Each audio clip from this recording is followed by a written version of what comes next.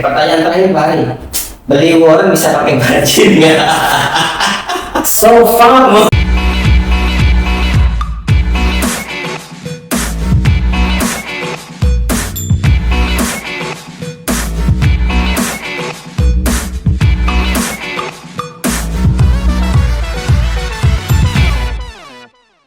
Halo guys, kembali lagi di channel YouTube Panik Tuntas Palembang. Sekarang sekali lagi saya ditemani sama Bapak Hari Mulyono selaku Kepala Kantor Perwakilan Bursa Efek Indonesia Perwakilan Cabang Palembang.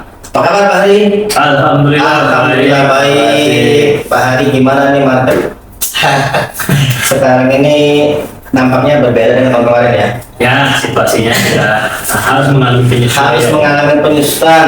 Dengan begitu juga mungkin karena faktor ini juga mungkin produk baru ini Enggak. Beda dong. beda kan?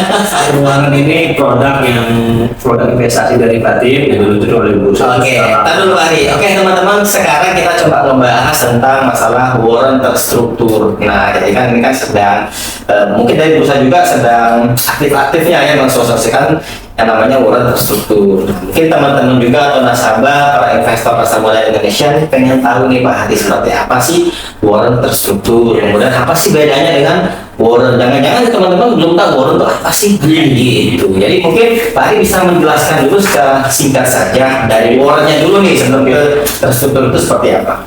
Ya, jadi gini Bang Rasid. Iya. Jadi memang kan baru ya. Indonesia baru meluncurkan produk derivatif investasi baru yang namanya warrant terstruktur, itu baru tanggal 19 September 2022 yang lalu. Oke. Yang isunya kebetulan oleh salah satu anggota bursa kita juga dari PT Arabia Sekuritas dengan 3 underlying-nya yaitu saham Adaro, saham BBRI dan saham Unilever. Oh, belum semua ya? Belum semua, jadi baru 3 dari 30 konstituen yang ada di IDX 30. Oke. Nah, yang membedakan dengan warrant, kalau warrant kan sebenarnya adalah sebuah produk turunan yang melekat dengan saham. Iya, Yang mana itu merupakan semacam sweetener kepada investor yang hendak membeli saham perdana dari sebuah perusahaan yang akan menawarkan sahamnya ke publik dan dicatatkan di bursa supaya investor tertarik, di mana warrant tersebut, atau sweetener tersebut atau pemanis tersebut telah ditetapkan harga konversinya pada harga konversi untuk diubah menjadi saham dan telah memiliki umur juga, umur masa berlakunya. Nah, jika warrant itu sendiri diterbitkan oleh si perusahaan, itu bedanya. Sementara warrant terstruktur ini apa? Iya. Warrant terstruktur itu Bedanya seperti apa? Bedanya adalah dia tidak diterbitkan oleh si perusahaan, tapi diterbitkan oleh anggota bursa. Oke. Nah, kemudian kalau warrant itu mengikuti saham Indo, kalau warrant terstruktur itu menggunakan saham yang ada di bursa, dalam hal ini yang masuk dalam IDX 30 sebagai jadi saat ini untuk warrant yang ada di kita, starter warrant yang ada di kita itu harus mengacu ke dalam IDX 30. Nah, menggunakan saham yang ada di IDX 30 sebagai underlying asetnya, sebagai benchmarknya lah bahasa gitu. Kalau kita cari bahasa yang lebih mudah untuk dicerna gitu ya. Nah, di situ membedakan. Kalau warrant yang terbit berbarengan dengan pada saat penawaran perdana itu dapat dikonversi menjadi saham, sementara kalau di warrant terstruktur tidak dapat dikonversi menjadi saham. Jadi dia berdiri sendiri Dan sebagai produk yang terpisah dengan induknya, namun menggunakan induknya atau saham acuannya sebagai dasar untuk pergerakannya. Oke, jadi kalau saham ini kan kita jelas nih ya Pak, secara fundamental ibarat kata ya kita beli saham A, akhirnya kita harus mengetahui gitu ya secara fundamentalnya, laporan keuangan segala macamnya, ada dasar analisanya ibarat seperti itu. Nah mungkin teman-teman para investor nih agak ngeri-ngeri nih Pak, antara kutip ya, karena juga belum tahu ya. Kira-kira ketika saya pengen beli warrant terstruktur ini, dasarnya apa?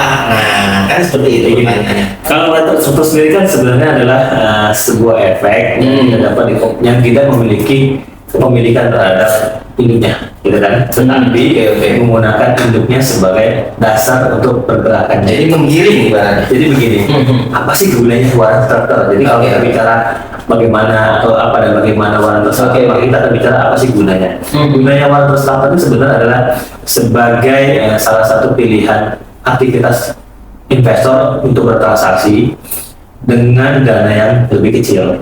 Dan kalau kita mau beli saham, kita butuhnya kan harganya lebih gede kan harganya kan. Contoh nih, jadi acuan ada Adaro, BBRI, Unilever. Oke. Kalau mau beli Unilever kan satu lotnya modal udah berapa tuh? Iya. Nah, sementara kita tahu tren pergerakannya akan seperti apa. Oke. Mungkin makanya kita perlu pilihan. Jadi kita punya di data pada sebuah pilihan. Mungkin kalau saya punya uang katakanlah 50 juta, kemudian mungkin saya gunakan maksimal 40 jutanya ke Unilevernya.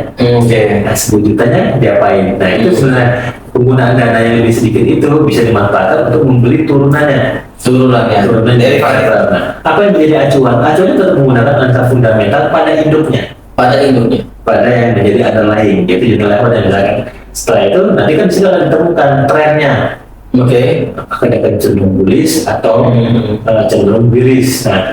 Nah, di situ yang kemudian kita bisa masuk. Kalau Unilever sekali naik berapa persen sih kenaikannya? Oke. Tapi kalau kita beli starter warannya, kalau misalnya teman-teman biasa transaksi waran kan tahu tuh harganya mulai dari Rp1 kan? Oke. Startnya kan? Murah ya. Naiknya kan mantap tuh kan? Sama, jadi kalau di starter waran tuh harganya lebih terjangkau, pergerakannya, tik perubahannya itu juga jauh lebih menarik. Apakah ada batas-batasnya juga kayak saham tuh misalkan? Ya, berapa persen? Sebenarnya dia mengikuti juga batasnya. Sebenarnya tidak ada maksimum price gitu kan. Jadi tidak ada maksimum limitasinya, mengikuti. Yang penting harganya tidak melampaui harga indukannya. Oh iya, pasti itu. Harganya kan nggak bisa deh, Nggak bisa. di bawah kan. Nah, yang menarik adalah ternyata kan hanya menggunakan dana lebih kecil untuk mendapatkan persentase keuntungan yang lebih maksimal. Oke. Tapi pasti ada cost logis, bang. Cost logisnya apa? High risk, high return. Oke. Naiknya tinggi, oke, turunnya juga oke gitu kan. Ini yang menarik. Jadi artinya buat kita, jadi kalau misalnya saya tertarik dengan Unilever atau Adaro atau BBRI, tapi saya ingin simpan saja. Oke. Terus gimana saya bisa dapatkan pendapatan rutinnya? Anda bisa menggunakan starter warannya. Kebetulan kita udah punya sahamnya. Secara fundamental udah kita pelajari, tinggal kita mempelajari trennya. Jadi sebenarnya starter waran ini lebih ditujukan kepada investor orientasi jangka pendek. Oke. Jadi apalagi ketika berhadapan dengan pasar yang bullish, karena kebetulan yang ada di bursa saat ini adalah waran terstruktur kategori call waran. Oke. Call waran kan cenderung untuk call, mau narik nih. Kalau misalnya kita call kan berarti sebenarnya saya mau tembus sahamnya. Kenapa? Kalau saya tembus sahamnya berarti harga saham indukan atau yang underlying-nya itu jauh lebih tinggi dibandingkan harga konversi waran. Oke. Kalau kita pengeluaran biasa lah ya, pengeluaran biasa harga sahamnya berapa? 500. Iya. Kalau saya mau konversi warannya berapa harganya? Oke. Rp400. Oke. Saya beli berapa sekarang waktu itu? Di warannya saja di pasar saya beli berapa? 50. Berarti saya termodal 450 kan? Oke. Masih lebih menguntungkan daripada saya menebus sahamnya. Itu kita punya in the money judulnya kan. Nah, sama konsepnya seperti itu. Jadi tinggal melihat apakah kecenderungan sahamnya itu underlying-nya akan mengalami kenaikan. Nah, kalau memang cenderung mengalami kenaikan, maka kalau kita bertransaksi di waran, persentase pergerakannya yang menjadi ukuran. Misal, kalau tadi kita contohkan adalah Unilever sesuai dengan yang ada. Sekali naik, berapa persen sih? Iya. Sementara kalau di waran ini lebih murah tuh harganya. Sekali naik 50 perak, itu selisihnya bisa sampai berapa persen gitu. Perbandingannya adalah persentase, bukan nominalnya. Nah, karena yang tadi kembali ke duitnya kan, berapa besar sih dana yang digunakan. Nah, tapi sebenarnya bagaimana si investor atau trader di pusat saham kita itu bisa tetap fokus pada investasi, tapi juga bisa memperoleh sesuatu yang menarik dari sisi finansial, dari sisi investasi, dari saham yang telah dimiliki untuk investasinya. Jadi benar-benar keluar. Itu konsepnya. Oke, berarti kalau bisa kita simpulkan waran ini untuk sementara mungkin ya lebih cenderung untuk harian. Iya, memang untuk trader sebenarnya. Oke. Untuk trader yang menyukai scalperan. Ya tadi, tapi ingat konsepnya adalah harus memperhatikan kecenderungan pasarnya. Karena ini kan call waran. Kalau call waran cenderung adalah kita mengkonversi kalau yang aslinya ya. Oke. Kalau kita bicara waran beneran, maka kita akan cenderung untuk mengkonversi waran tersebut menjadi saham. Karena harga underlying-nya atau indukannya itu bahasanya kan, Iya. itu lebih tinggi. Tapi kalau pasarnya bearish, maka itu akan bertentangan.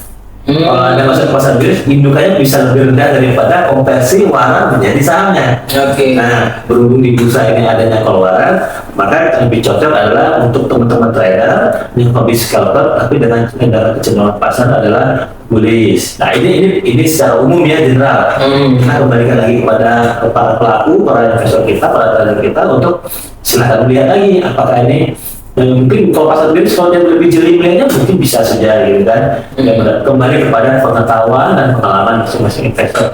Poinnya adalah bagaimana dengan dana lebih kecil si investor bisa tetap memperoleh sesuatu yang menarik. Memang sih harus tetap high. Oke, tadi kan Pak Hari kan bilang juga artinya dari si Warren ini sendiri menganut kepada saham induknya ya. Artinya apakah bisa disimpulkan ketika memang induknya atau si saham utamanya ini dalam kondisi misalkan tren bullish ataupun tren bearish akan mengikuti pergerakan yang serupa, itu bisa terbalik nih posisinya. Untuk sekarang karena ini juga masih baru ya. Jadi sebenarnya harapan kita juga harusnya Seiring sejalan mencerminkan induknya. Oke. Underline-nya ya. Ini bahasa kita sebenarnya bahasa itu underline ya, teman-teman ya, teman-teman. Oke. Nah, harapannya setelah secara dari sisi politik juga partisipasi investor juga mulai meningkat dan mulai memahami tentang uang tersebut ini, harapannya sebenarnya itu akan imply berdampak langsung. Kalau indukannya atau underlying-nya mengalami posisi bullish trend, ya udah harusnya itu warnanya juga satu warna juga relatif akan menduplikasi pergerakan induknya. Jadi pembedanya adalah persentasenya. Tadi kalau induknya naik close perak cuma setara 3%, ini kalau naik 50% setara 50%, tinggal itu saja. Oke. Apakah nantinya ke depan semua emiten akan mempunyai uang terstruktur juga? Saat ini Bursa baru peraturan OJK baru mengacu kepada saham-saham atau konstituen dalam indeks 30. Nah, nanti ya, harapannya sih mungkin itu diperluas sebanyak-banyak yang ada di dalam indeks 30. Kalau seluruh saham yang ada di dalam indeks 30 ada starter warna yang juga akan menarik buat investor karena pilihannya menjadi lebih lebar. Indeks 30 kan kita tahu itu adalah sebuah indeks yang ada di Bursa Indonesia yang memang disusun berdasarkan kinerja fundamental, ada likuidasi juga, kemudian dari sisi bisnis juga emitennya sehat seperti itu, konsisten dalam pembagian laba dan seterusnya. Ini indeks 30 kan bisa dikatakan adalah saham-saham yang berasal dari perseroan yang secara bisnis oke, secara operasional juga oke. Bahkan ada persyaratan dulu ya. Kemudian begini Pak, pertanyaannya kemudian tadi kan Pak Hari juga bilang ya, artinya memang di Warren ini bagi teman-teman yang doyan scalping ya, ibaratnya bisa di trade harian dengan harapan lah, artinya ada persentase atau kenaikan yang lumayan sekarangnya gitu ya. Bisa dikatakan ya ada high risk dan high return. Pertanyaan kemudian apakah uang investor ini bisa habis dalam tanda kutip ya, mungkin kayak sejenis spekulasi pada trading lainnya yang di luar pasar modal, pemahaman mungkin seperti itu gitu kan. Betul. Yang berbicara masalah ketahanan dana lah, margin call lah, seperti itu. Mudah-mudahan apakah karakternya sama seperti itu Pak Haris? Atau sama kayak saham? Kembali ke satu warna kan ada masa waktu, masa tempo, masa umur. Ada umurnya kan? Itu warna. Oke. Satu warna punya nggak? Punya juga. Dan ini perlu diperhatikan baik-baik oleh investor yang ingin beli ya, yang ingin bertransaksi di warna tersebut. Ketika Anda ingin masuk ke warna biasa, warna itu akan mengalami kehilangan daya tarik ketika sudah menjelang jatuh tempo. Akan menarik warna itu walaupun menjadi jatuh tempo jika underlying-nya jauh lebih tinggi dibandingkan harga exercise-nya atau operasinya. Sama dengan warna terstruktur. Warna terstruktur juga punya umur, yaitu mulai dari 2 bulan hingga 24 bulan. Wow. Kita lihat nih, gitu kan. Kemudian setelah itu mesti dicek. Ketika dia mendekati jatuh tempo, maka kecenderungannya akan apakah dia akan in the money. Istilahnya kalau in the money berarti harga underlying-nya di atas harga jatuh temponya warna terstruktur. Itu Anda langsung terima cash-nya, selisih. Tapi kalau dia out of the money, ya lewat. Sebentar. Ini masalah jatuh tempo ya. Jadi teman-teman yang harus benar-benar memahami ya, artinya di sini si Warren ini punya masa jatuh tempo. Jatuh tempo ini dibuat oleh bursa efek ya, tentu saja ya. Dan tergantung dari keseluruhannya, isolasi dari anggota bursa. Dari anggota bursa. Yes, ada umur jadi minimal dan maksimal itu, apakah jatuh tempo ini diperpanjang atau memang benar-benar sudah habis seperti apa gitu? Jadi baik dari terbitkan sudah langsung muncul, apakah itu warna terstruktur yang usia cuma 2 bulan, 10 bulan, atau maksimal 24 bulan. Nah, ketika itu sudah paling cepat itu 2 bulan. Wow. The shot. Jadi karena itu benar-benar kalau dia cuma 2 bulan, maka teman-teman investor bisa memperhatikan yang menjadi underlying apakah benar-benar in strong bullish. Oke. Karena ini call, kalau dia ada put, ya berarti kalau put Iya. cenderungannya, karena call kan berarti hak untuk membeli, hak untuk mengexercise atas waran menjadi efeknya. Tapi di sini kan karena waran tersebut tidak bisa dikonversi. Nah, kalau dia put kebalikannya kan, hak kebalikannya melepas pada harga yang telah disepakati di awal, seperti itu. Nah, Oke. jadi karena kita cuma adanya di call, ya yang harus diperhatikan bagaimana dengan kondisi pasar. Kadang-kadang kita begini, kenapa kita memandang kita harus punya produk seperti ini untuk investor? Karena kerap kali kita juga ketemu investor yang cenderung untuk menyimpan saham sebagai investasi, kembali ke harfiahnya kan. Iya. Akhirnya kembali lagi ke harfiahnya, ke hakikatnya saham sebagai investasi jangka panjang, jadi kan berarti dikejar adalah pertumbuhan bisnis. Jangka panjang. Bukan berarti pula si investor tidak bisa mendapatkan sesuatu yang menarik dari aktivitas perdagangan sahamnya. Yang bisa digunakan adalah waran terstrukturnya, menggunakan tadi knowledge, pengetahuan terkait dengan saham atau lain. Oke, buat teman-teman ya, untuk memahami tentang waran terstruktur ini, tentu saja ini merupakan barang baru lah istilahnya, atau benar-benar produk baru yang di launching di bulan September kemarin ya, tahun 2022. Artinya memang ada beberapa hal yang harus teman-teman pahamin dulu, Ya. terutama tadi masalah jatuh tempo. Ini yang paling krusial menurut saya, karena 2 bulan ya benar-benar yang gimana yang ngomongnya ya? Yang kalau 2 bulan itu berarti lebih dicontohkan kepada yang profil risikonya tinggi, itu memang agresif sekali dan memang melihat ini saham bisa menjadi sumber pendapatan rutin yang agresif ya. Itu kalau kembali kepada knowledge-nya, kepada skill-nya, kepada mentalitasnya, kepada profil risiko dari si investor sendiri gitu kan. Jadi kita juga berusaha untuk bisa mengakomodir sih sebenarnya, mengakomodir tipikal investor yang ada.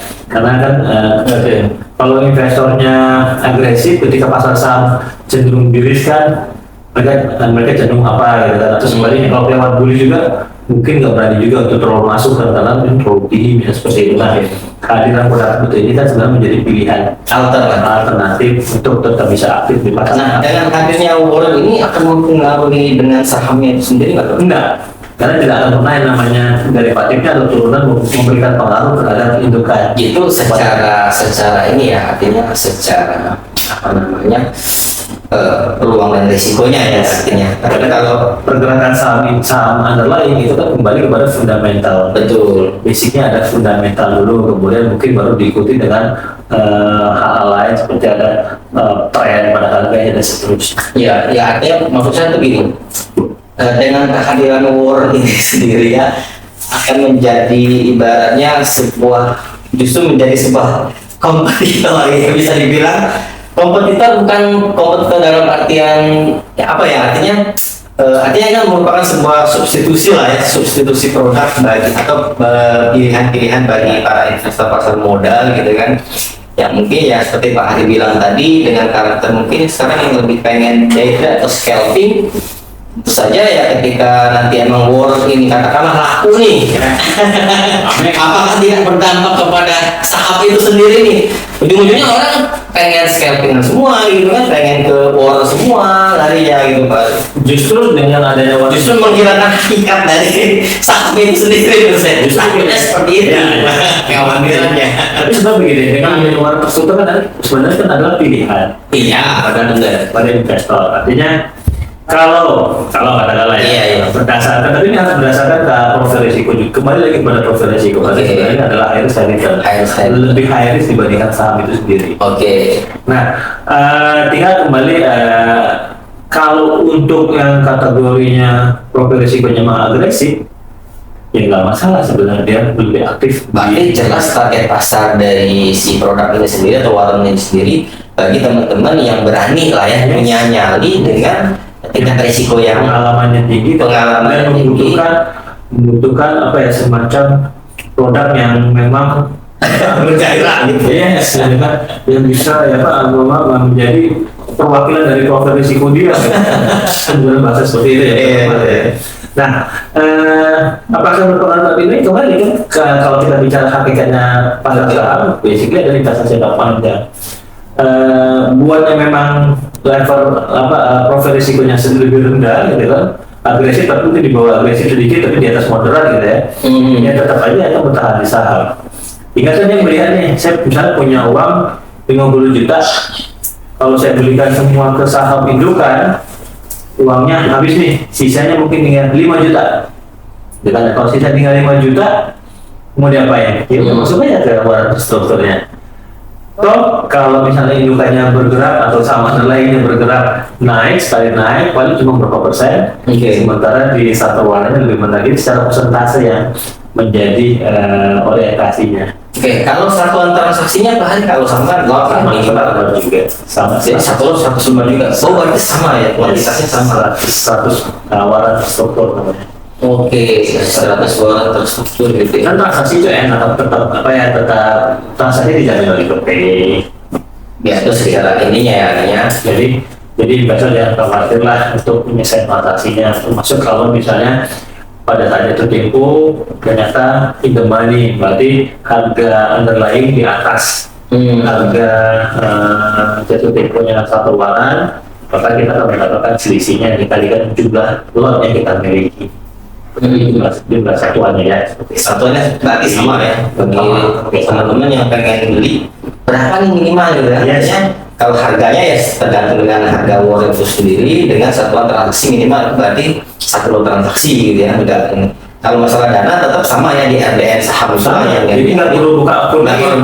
Jadi teman-teman di seluruh anggota bursa itu ibaratnya ini kalau kita mau ambil ringkasnya berpikir mau kondisi apapun pasar saham sebenarnya tetap ada produk yang bisa memberikan income tambahan buat investor, buat teman-teman di broker juga selalu ada senantiasa pilihan investasi yang dapat mengakomodir kebutuhan para investornya. Oke. Jadi benar-benar buat teman-teman yang ingin sekali mencoba atau membeli dari warren terstruktur tadi seperti yang Pak Han jelaskan, ada beberapa hal yang harus diperhatikan. Sekali lagi ini benar-benar saya make sure ya, jangan sampai nanti teman-teman coba-coba tanpa mengetahui seperti apa bentuknya warren terstruktur. Tadi sudah kita bahas adalah memang warren ini atau warren terstruktur ini patokannya atau dasarnya itu lebih mengacu kepada si induknya tadi ya Pak, karena dia merupakan produk derivatif, sekali lagi ya, produk turunan. Yang kedua tentu saja karena harganya tadi ya bisa dikatakan lebih murah, jadi target pasarnya sebenarnya kalau saya bisa bilang ya Pak ya, yang pertama tadi yang mungkin yang berani untuk profil risikonya lebih tinggi ya, artinya berani mengambil keputusan dengan cari keuntungan yang lebih besar, tapi dengan catatan ya risikonya juga besar. Atau mungkin menunggu sahamnya aduh lama nih nggak naik-naik nih misalkan gitu kan, mungkin teman-teman bisa mencoba ke warren. Yang kedua mungkin adalah waktunya tadi ya, masa jatuh temponya harus perhatikan juga berapa lama dia hadir gitu kan kira-kira. Nah pertanyaan saya tadi itu ketika habis jatuh tempo itu bisa diperpanjang atau benar-benar sudah habis? Jadi tutup. Oh jadi nggak bisa diperpanjang lagi? Enggak. Jadi sama kayak kita punya warren biasa, walau biasa kalau nggak dieksekusi. Oke. Jadi satu emiten itu ya sekali ngeluarin. Sebenarnya gini, kan isuannya adalah anggota bursa. Iya. Masuk paling sulit bisa menjadi isuan. Tapi tetap ada persyaratan untuk menjadi isuan, ada persyaratannya ya. Income sekian segala macam itu ada ketentuannya diatur oleh POJK. Nah, ketika sebuah seri waran dikeluarkan katakan oleh panen misalnya, satu kali itu ada kodenya, jadi ada berapa puluh. Nanti pada yang bagian tengah-tengahnya kelima keenam itu ada cirinya, ciri yang kelima keenam itu ada kalau saya terbalik itu berkaitan dengan masa umur dan waran. Nah ini juga harus diperhatikan ya. Dan siapa isuannya? Iya. Ada isuannya. Kalau sahamnya yang menjadi underlying kan itu ada dalam indeks 30. Kalau bisa ke 95 anggota bursa di bursa Indonesia itu sehat semua, katakanlah begitu, memenuhi syarat semua sesuai dengan ketentuan POJK terkait dengan warren terstruktur sebagai isuan, bisa aja ke 95 ke 95 itu menerbitkan warren terstruktur dengan acuan saham yang sama. Yang menjadi pembeda apa nanti? Itu tadi isuannya sama masa jatuh temponya. Oke. Nah, itu adalah masa jatuh tempo yang ketukannya di sana gitu kan. Sahamnya sama. Toh yang menjadi secara idealnya yang menjadi driver untuk pergerakan dari si warren terstruktur kan adalah saham underlying-nya. Kembali ke sana gitu kan, saham underlying yang bergerak. Nah, buat investor bisa jadi pilihan ini kan, kalau kita mendapatkan keuntungan dari waran terstruktur, ya separuhnya diamankan dengan dibeli indukannya beneran gitu kan, silakan saja gitu. Di sini kan kemampuannya adalah kemampuan melihat kondisi pasar, kondisi tren, kondisi emitennya dan kondisi makronya seperti apa. Jadi kalian itulah yang sebenarnya dibutuhkan oleh kalian dasar seperti itu dibutuhkan oleh seorang investor atau kalau jika hendak bertransaksi di waran terstruktur. Oke, pertanyaan terakhir Pak Hari. Beli warren bisa pakai margin nggak? So far, Kalau saham kan ada ya. kalau margin kan itu ada persyaratan aja. Iya. Tapi kita harus taruh untuk margin. Masalahnya gini Pak Hari, mungkin ya teman-teman ya pengen nih beli ya, tapi ya aduh, Ya, Bukannya nih. ketentuannya mengikuti waran sebagaimana layaknya biasa. Iya. Nah, kalau waran biasa kan kita nggak bisa beli margin. Jadi faktor waran tidak bisa belum bisa menggunakan Tuh guys, jadi nggak bisa nih beli ngutang. si Maksud cash ya. banyak derivatif. Tapi kan kalau duit cash, duitnya itu kan small money. Semua mana nih? Jadi duit-duit yang memang tidak terlalu besar. Sisanya lah ya. Sebenarnya juga buat para trader kita untuk tetap melatih kita untuk keep in touch dengan market. Oke. Dengan waran terstruktur kan kita untuk keep in touch dengan market untuk mengikuti tren. Jadi aware terhadap jadi benar-benar concern, benar-benar fokus terhadap Iya. pergerakan dari sahamnya. Jadi untuk orang teman-temannya Nggak peduli silakan kita ya. yang lebih memilih menjadikan saham sebagai sumber pendapatan rutin, nggak selain untuk trader. Iya. Masalah itu trader. Kan dia bisa terkip pintas nanti saham. Oke. Kemudian dia tetap boleh memperdayakan sahamnya, tapi dia juga bisa menarik manfaat dari satu waran dengan dana yang lebih ringan tadi. Oke. Terima kasih Pak Hari waktunya. Sama-sama, Jadi terima kasih. teman-teman jangan takut, tapi dengan catatan ya tadi ya. Pelajarin dulu, cari tahu informasinya terlebih dahulu. Jangan sampai teman-teman kaget dulu. Kok nggak ada lagi nih warnanya? Karena sudah jatuh tempo habis. Jadi dari waran biasa. Jadi waran biasa. Jadi nggak apa-apa, jangan khawatir. Tetap dananya itu dijamin, tidak akan hilang. Resikonya hanya resiko pasar sebenarnya. Jadi tidak ada resiko kehilangan dana segala macam. Tetap sama kayak saham seperti biasa. Resikonya hanya resiko pasar. Dan kalau sampai jatuh tempo nggak di exercise juga. Ya, di situ maksudnya. Jadi memang timingnya yang lebih harus diperhatikan. Kira-kira ya kalau teman-teman berani berspekulasi ya seperti Pak Hari bilang tadi, pengen dapat duit harian dengan catatan resikonya juga setimbang dengan peluangnya, target keuntungannya. Oke, terima kasih. Bye bye.